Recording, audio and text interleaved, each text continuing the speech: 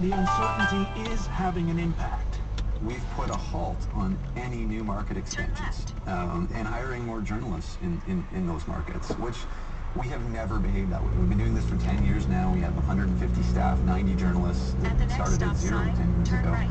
And now we do not see a proven path to viability, to sustainability of a market. It's not just publishers feeling the fallout or Facebook users who can't find their community paper online. People fleeing historic fires in the Northwest Territories say they've had trouble accessing and sharing news reports on the fires.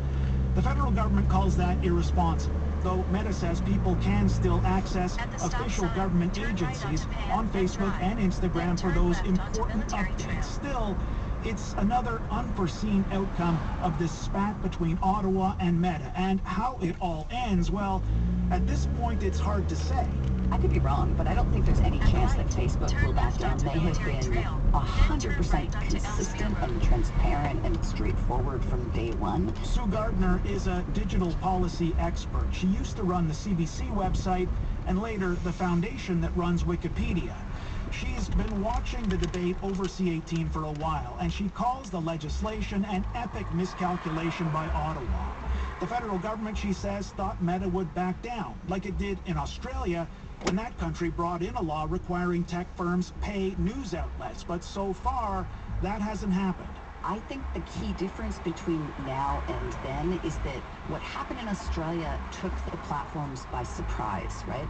But since then, they've had a couple years to think about it. They've had a couple of years to sort of look at their operations and see what kind of role news plays in it. And they've had a couple of years to imagine what happens if this kind of law comes into effect all around the world. It's one thing to pay out a couple $100 million in Australia. It would be something very different to pay out many, many multiples of that in countries around the world. Gardner says other governments are watching what's happening in Canada and could see it as a cautionary tale.